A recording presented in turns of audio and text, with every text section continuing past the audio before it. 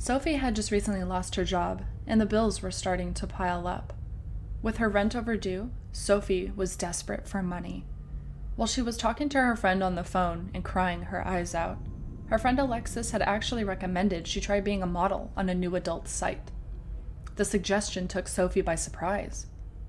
The site was full of models, mostly female, taking pictures and videos of themselves in skimpy outfits and even going nude in some cases.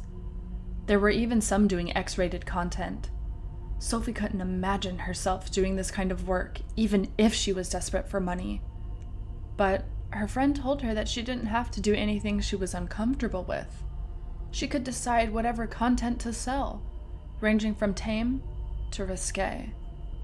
And the reason Sophie's friend was so approving of the job was because she herself had been a model on it for a couple months now. Sophie was more than shocked upon hearing her friend's disclosure, but also it kind of gave her some reassurance. Desperate for money, Sophie decided to give it a shot.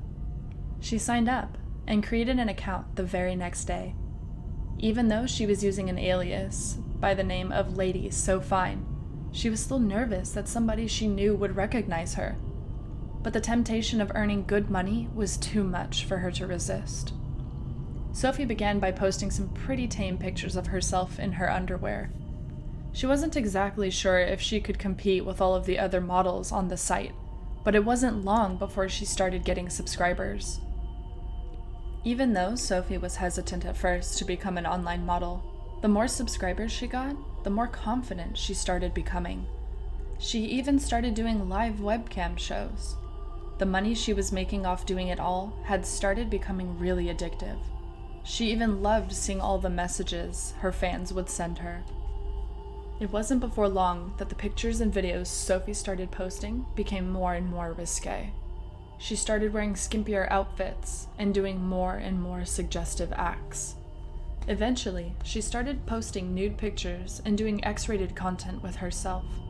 And the more hardcore the content became, the more money poured in.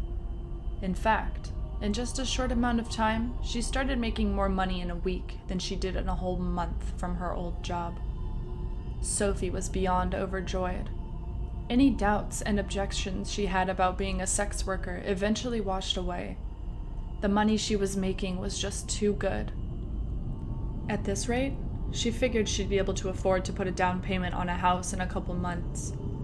But despite her getting over her insecurities, admittedly, there were a few times, while going out in public, that it felt like a stranger would recognize her.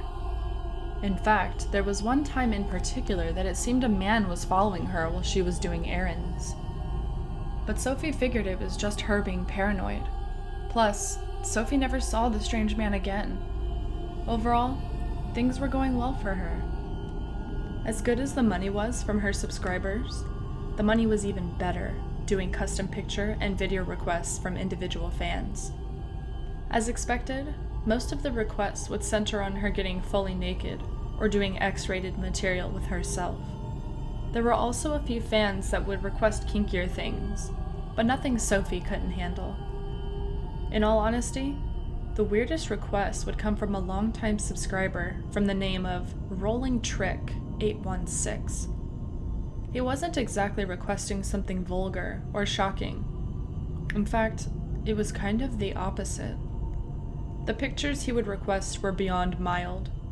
You see, Rolling Trick 816 was requesting pictures and videos of Sophie doing the most mundane things, like taking food out of the fridge, cooking a meal on the stove, vacuuming the carpet, cleaning the bathroom, mopping the floors, and watching TV on her bed or in the living room.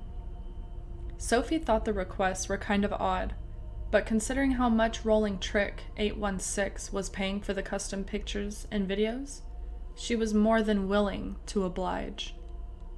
At this point, everything in Sophie's life was great, and as a gesture of appreciation, she took her friend Alexis out on a night on the town. The two of them would have such a great time that Sophie wouldn't come home later that night, way past 12 a.m. As Sophie made her way from her car to her apartment, she started to get the feeling that somebody was watching her. Feeling uneasy, she hastily walked towards her door with her keys ready. But just as soon as she unlocked it, somebody suddenly grabbed her from behind, covering her mouth, and forcefully dragged her into the apartment. Before she knew it, she was thrown onto the floor. With her heart racing and her body numb from fear, she reluctantly looked up. There, staring down at her, was a burly and intimidating-looking man. "Please, don't hurt me. You can take all the money I have in my purse," Sophie would tell the man with her voice trembling. "You think I did all this just for money?" The man scoffed. "Most of that money is mine anyway." A look of confusion registered across Sophie's face. "What? What are you talking about?" "You don't know who I am, do you?" the man replied, almost sounding insulted. "I think it's because you know me better as Rolling Trick 816. Sophie's blood ran cold at the revelation. "Oh, my God! How? How did you know where I lived?" Sophie desperately asked. The man started to laugh. "You really still haven't figured it out, have you?" The stranger laughed.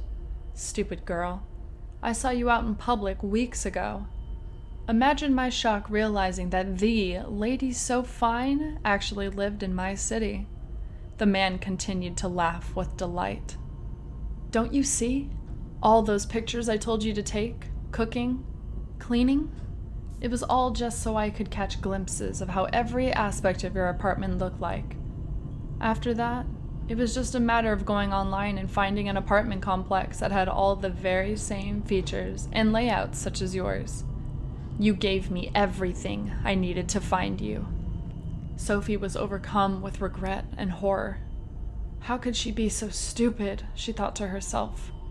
"Stay away from me, you psycho!" Sophie yelled, with tears streaming down her cheeks. "I'll scream." "You can if you want," the man deviously laughed.